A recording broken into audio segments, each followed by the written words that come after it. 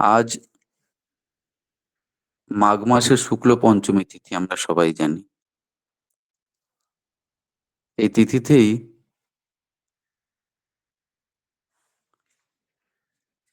উপাসিতা হন মা সরস্বতী। শ্রী শ্রী ঠাকুরের দৃষ্টিতে মা সরস্বতীর যে তাৎপর্যপূর্ণ উপমা, তারই ব্যাখ্যা দেওয়ার চেষ্টা করছি। শ্রী শ্রী ঠাকুর প্রথমেই বলছেন যে বিকাশ ব্যাকুল গতির যার সংস্থিতি তিনি সরস্বতী, আর বাগ বা শব্দই যার সত্তা তিনি বাগদেবী। তাই যিনি বাগদেবী তিনি সরস্বতী। গায়ত্রী রহস্য উপনিষদে আছে একটা কথা, যে সরস্বত্যা সর্বে বেদা অভয়পন, অর্থাৎ মা সরস্বতী থেকেই সৃষ্টি হয়েছে সমস্ত বেদ, এবং এই বেদই হচ্ছে আদি। এবং সনাতন ধর্মের সমস্ত আধ্যাত্মিক চেতনার বিকাশ, উন্মেষ, বিবর্ধন, প্রবর্ধন যাই হয়েছে কিনা তা বেদ থেকে উৎপন্ন হয়েছে। মা সরস্বতীর নাম বিভিন্ন আছে, যেমন বাক, বাক্যেশ্বরী, গীর, ভাষা, ভারতী, বাণী। তবে সরস্বতী নামে আমাদের কাছে তিনি চিরপরিচিত। সরস্বতী শব্দের আবিধানিক অর্থ বিশ্লেষণ করলে দেখা যায় যে সরস যোগবতী, এই দুই শব্দের মিলনে সরস্বতী শব্দের উৎপত্তি, সৃষ্টি, ব্যুৎপত্তিগত অর্থ যা। আবার এই সরস যোগবতীর সরস শব্দটি এসেছে সংস্কৃত শ্রী ধাতু থেকে, যার মানে হচ্ছে গতি। তাহলে সরস্বতীর মানে যিনি গতিবতী, চলবতী, এবং যিনি গতির বাস্তব জীবন্ত মূর্ত প্রতীক। আমরা সকলেই জানি যে মা সরস্বতীর আর এক নাম বাগদেবী। আর এই বাক মানে শব্দ। তাই তিনি যেমন বিদ্যার দেবী, তেমনি শব্দেরও তিনি দেবী। আমরা যে সরস্বতী, মা সরস্বতীর যে প্রতিমা আমরা দেখি, যাকে আমরা পূজা করি, সেই মা সরস্বতীর প্রতিমার মধ্যে সৃজন প্রগতির বিভিন্ন প্রতীক দেখতে পাই আমরা। তিনি শুক্লবর্ণা, শ্বেত বসনা, তিনি কমলবাসিনী, হংস বিহারিণী, তিনি মায়ের হস্তে বীণা, মায়ের কণ্ঠে মুক্তার মালা, এবং মায়ের ক্রোড়ে পুস্তক বা গ্রন্থ বা বই। মায়ের চরণ কমল সনাস্থা, এবং এই কমল অর্থাৎ পদ্মটি ফুটে আছে জলের উপরে। ইতি অপ তেজ মরু মরুদ বোম, এই যে পঞ্চমহাভূত যা দ্বারা এই বিশ্ব ব্রহ্মাণ্ড সৃষ্টি, অর্থাৎ বিশ্ব প্রপঞ্চ যা কিছু সৃষ্টি হয়েছে, এই সৃষ্টির এই পাঁচটা বা জিনিস বা পাঁচটা তত্ত্বের মধ্যে প্রথম ঘনীভূত অবস্থা এই অপ অর্থাৎ জল, আর সমস্ত কিছু বায়বীয় অবস্থা। ইতি তেজ মরুদ বোম সব বায়বীয় অবস্থা, একমাত্র অপই হচ্ছে অর্থাৎ জলই হচ্ছে ঘনীভূত অবস্থা। তাই জল ছাড়া জীবনের অস্তিত্ব অসম্ভব। তাই জলের আর এক নাম হচ্ছে মহাজীবন।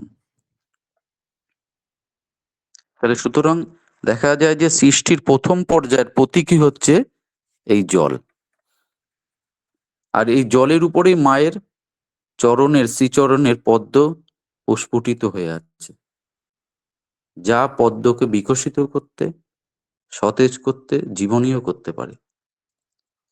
এই পদ্ম শব্দের ব্যুৎপত্তিগত অর্থ হলো গতি, স্থিতি, প্রাপ্তি, যা সংস্কৃত পদ ধাতু থেকে এসেছে। সুতরাং জলই হচ্ছে গতির প্রথম ও প্রধান আধার। এই বিশ্ব চরাচরে যা কিছু সৃষ্টি হয়েছে বা হচ্ছে বা হবে, তাই গতি এবং স্থিতির অন্তঃসৃত হয়ে আছে।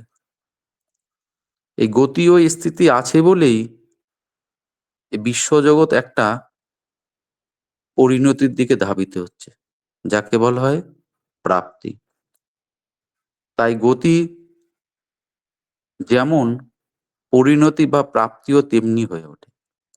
অর্থাৎ আমাদের জীবনের গতিটা যেদিকে হবে, আমাদের প্রাপ্তিটাও সেই দিকে হবে। যদি আমাদের গতি ইষ্টার্থে হয়, তাহলে আমাদের প্রাপ্তিটাও মাঙ্গলিক হবে, মঙ্গলজনিত হবে, কল্যাণজনিত হবে। আবার গতিটা যদি অধর্মের দিকে হয়, তাহলে আমাদের পরিণতি হবে পাতিত্ব। সুতরাং আমরা প্রত্যেকের মতো করে বৈশিষ্ট্য অনুযায়ী আমরা একটা পরিণতির দিকে এগোচ্ছি, এবং সেই পরিণতির ফল হচ্ছে প্রাপ্তি। অন্যদিকে দেখা যায় যে মা সরস্বতী হংসাসীনা, অর্থাৎ হংস হলো তার বাহন, যা তার পদপ্রান্তে রয়েছে। এই হংস হলো অহংস, অর্থাৎ এই অহংস মানেই হচ্ছে আমি সেই। তার মানে হচ্ছে প্রতিটি ব্যক্তিত্বকে এই হংস নির্দেশ করছে, যা মায়ের চরণতলে রয়েছে। আবার মা আমার সর্বজ্ঞানের অধীশ্বরী, এবং এই প্রতিটি ব্যক্তিত্ব যাতে তাকে প্রকৃত বাস্তব ও প্রাঞ্জল ভাবে বহন করতে পারে, চলতে পারে, এই হলো হংসরূঢ়া মা সরস্বতীর প্রকৃত তাৎপর্য। আবার দেখা যায়, আমরা সবাই জানি, দেখি যে মায়ের ক্রোড়ে বই, পুস্তক বা গ্রন্থ রয়েছে। এই পুস্তক বা গ্রন্থ হচ্ছে বিদ্যার প্রতীক। আর এই বিদ্যা কথাটা এসেছে সংস্কৃত বিদ ধাতু থেকে, যার অর্থ হলো জ্ঞান, বিচারণা, অস্তিত্ব এবং প্রাপ্তি। জ্ঞান চর্চা আমরা প্রত্যেকের মতো করে করি। এই জ্ঞান চর্চা যে যত বেশি করে, সে তত জ্ঞানী। আর যে যত জ্ঞানী, সে তত সুখী, এবং সে তত হীনতা, সংকীর্ণতা, স্বার্থপরতা ও অশ্লীলতার ঊর্ধ্বে। তাই শ্রী ঠাকুর বলেছেন জ্ঞানী আনন্দ। অর্থাৎ আমাদের জ্ঞানের পরিধি যত বাড়বে, আমরা তত ধীর, স্থির এবং বিচারক্ষম হব। ভগবান শ্রীকৃষ্ণ নিজেই বলছেন যে জ্ঞানী আমার প্রিয়। শ্রী ঠাকুর বলছেন যে অজ্ঞানী হচ্ছে দুঃখের কারণ। আমাদের জীবনে যত দুঃখ আসে, সব অজ্ঞানতা থেকে আসে। তার বিপরীতটা যদি আমরা লক্ষ্য করি, যে জ্ঞান যত বেশি, যার সে তত আনন্দে বা স্বচ্ছন্দে থাকবার ক্ষমতাও তার তেমনটা। সুতরাং জ্ঞানই যদি আনন্দ হয়, শ্রী ঠাকুর যাই বলছেন, তাহলে যে যত আনন্দিত, জ্ঞানের দ্বারা যে যত আনন্দিত হয়ে থাকবে, সে তত সহন, ধারণ ও বহন শক্তি সম্পন্ন মানুষ। সুতরাং যে জ্ঞানচর্যা সমন্বিত মানুষ, সে মা সরস্বতীর ক্রোড়েই অর্থাৎ কোলেই লালিত হয়, পালিত হয়।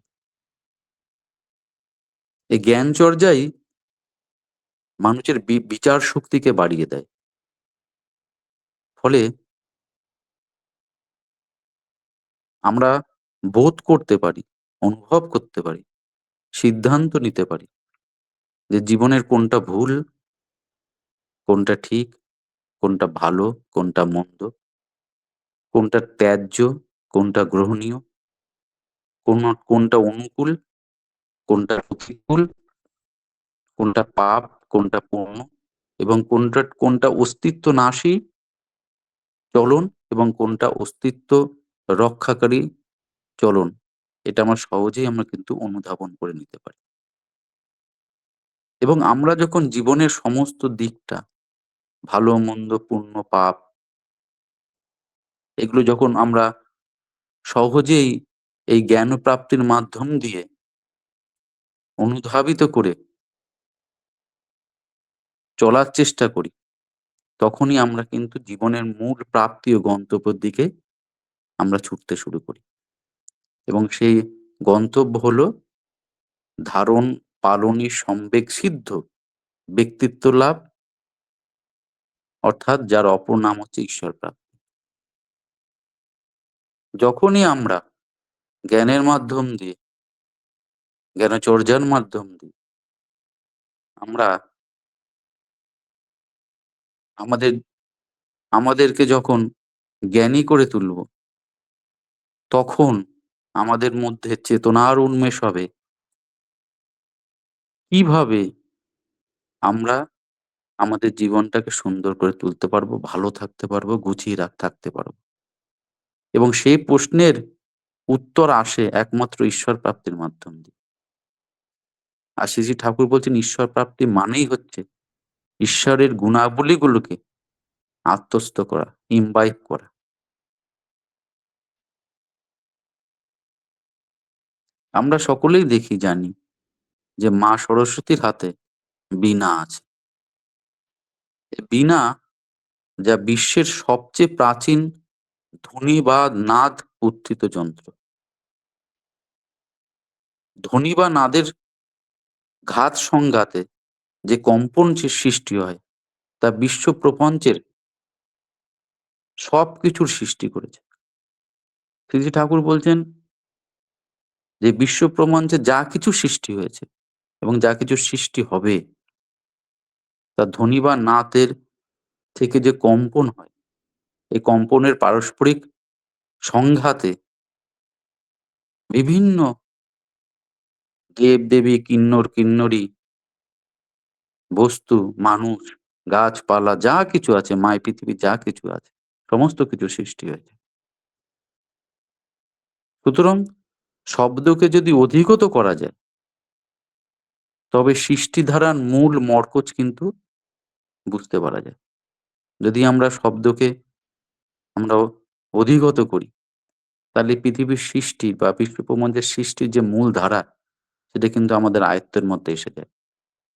তখন বিষয় ও ব্যাপারসমূহের কার্যকরণ সম্বন্ধ আমাদের চিত্তে ধরা পড়ে। এবং শব্দের এই ক্রমাধিগমন এবং বিষয় ও বস্তুতে তা কিভাবে মূর্ত হয়ে উঠেছে, সেই বিন্যাসক্রম আমরা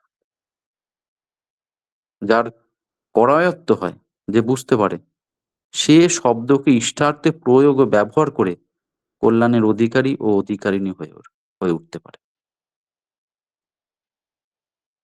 সুতরাং শব্দকে, যে নাদ বা শব্দকে আমরা যদি আমাদের জীবনে মূর্ত করে তুলতে পারি, তাহলে এবং সেটাকে যদি ইষ্টার্থে প্রয়োগ এবং ব্যবহার করতে পারি, তাহলে আমরা নিজেরা যেমন কল্যাণের অধিকারিণী হব, অন্যেও তাই।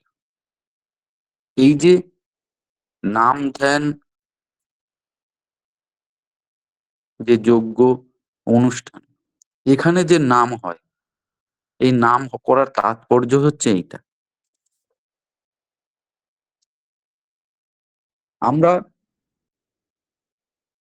এই নাম ধ্যান যজ্ঞ পর্বে নাম করা হয় এবং বিভিন্ন মানুষের শারীরিক সুস্থতা, বিভিন্ন সমস্যার সমাধান এর উদ্দেশ্যে নাম ধ্যান করা হয়, করে থাকি আমরা।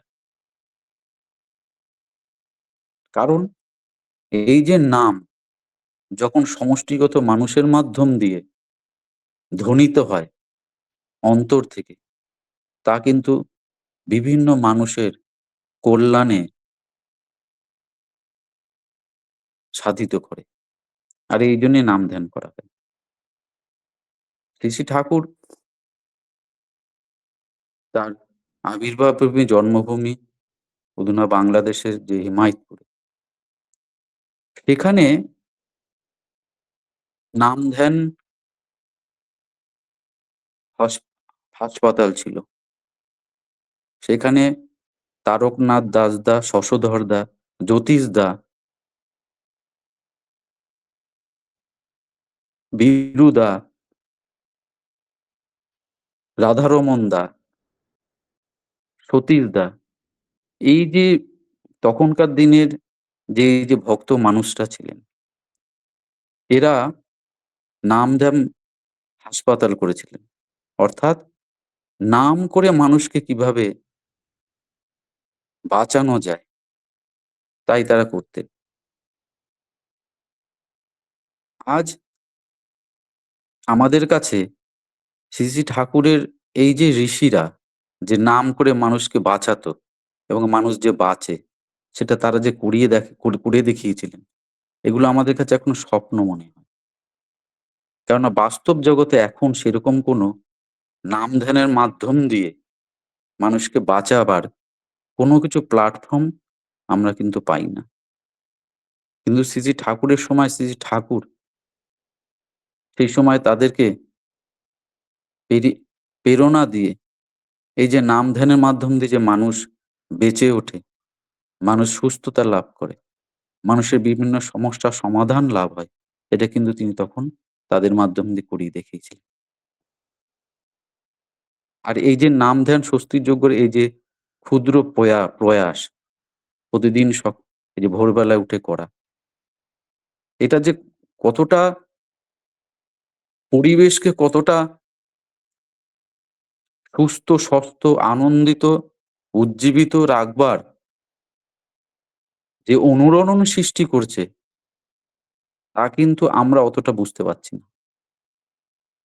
এর যে কতটা মাহাত্ম্য আমরা কিন্তু বুঝতে পারছি না। যখন আমরা এর ফল পাচ্ছি, তখন কিন্তু আমরা বুঝতে পারছি। তাই শাস্ত্রে আছে, কলিতে উদ্ধার পেতে গেলে একমাত্র নামই হচ্ছে প্রধান অস্ত্র।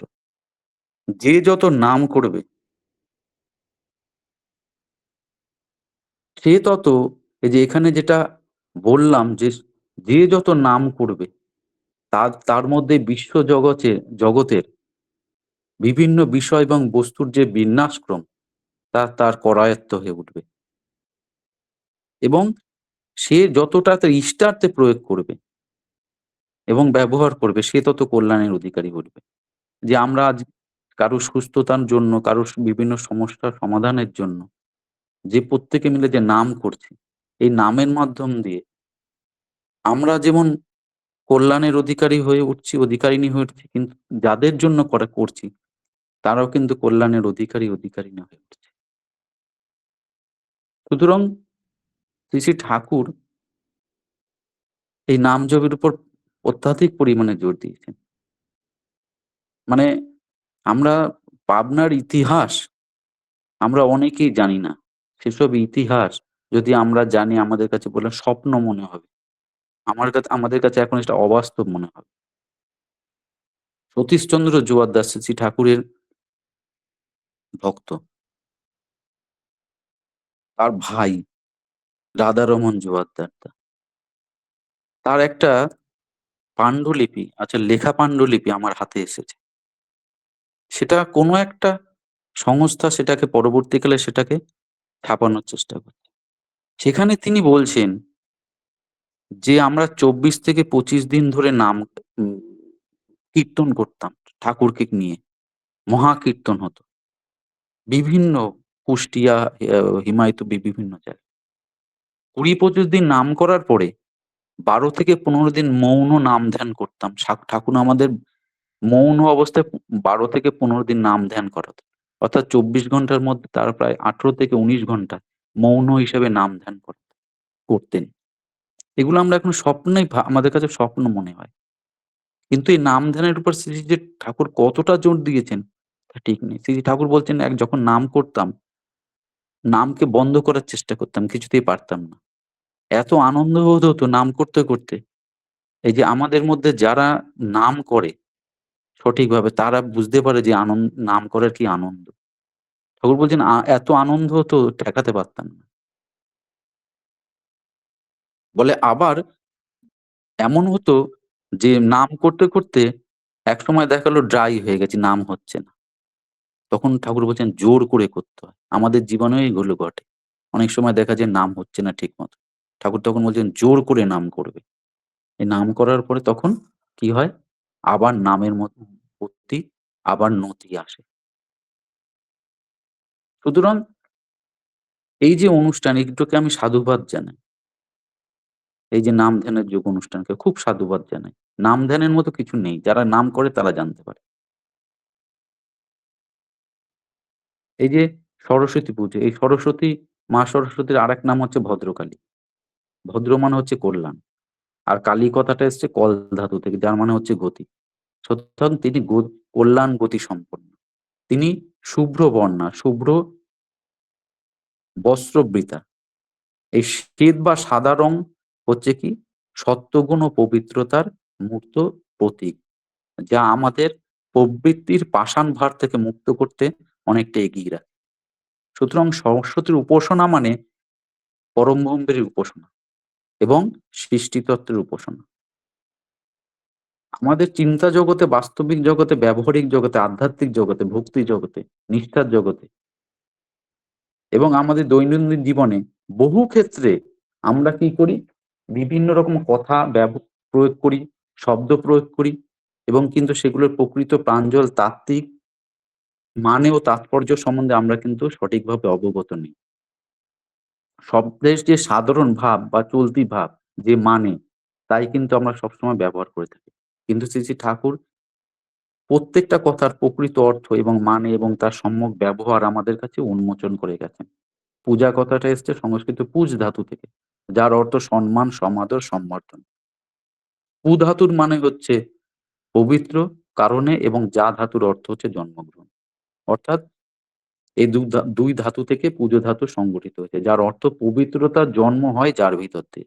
অর্থাৎ যাকে পূজা করছি তার গুণাবলী নিজের জীবনে ও চরিত্রে প্রতিনিয়ত অনুসরণ, অনুশীলনের মাধ্যম দিয়ে জীবন্তভাবে মূর্ত করে তোলাই হচ্ছে প্রকৃত পূজা। সুতরাং মা সরস্বতীর যে বিকাশ ব্যাকুল গতি, সংস্কৃতি ও সত্তা শ্রী ঠাকুরের দৃষ্টিতে দেখে বিচার করে বিশ্লেষণ করে তারই গুণাবলিত আত্মস্থ করা হচ্ছে আমাদের প্রকৃত পূজার একমাত্র লক্ষণ। আমরা যে মা সরস্বতীকে পূজা করব, শ্রী ঠাকুর নিজে নিজ হস্তে অঞ্জলি দিতেন না খেয়ে। যখন অসুস্থতা থাকতো তখন তিনি ঘরে বসে অঞ্জলি দিতেন। এটা মার চরণে গিয়ে সে ফুলটা দেওয়া হতো। শ্রী ঠাকুর নিজে অঞ্জলি দিতেন।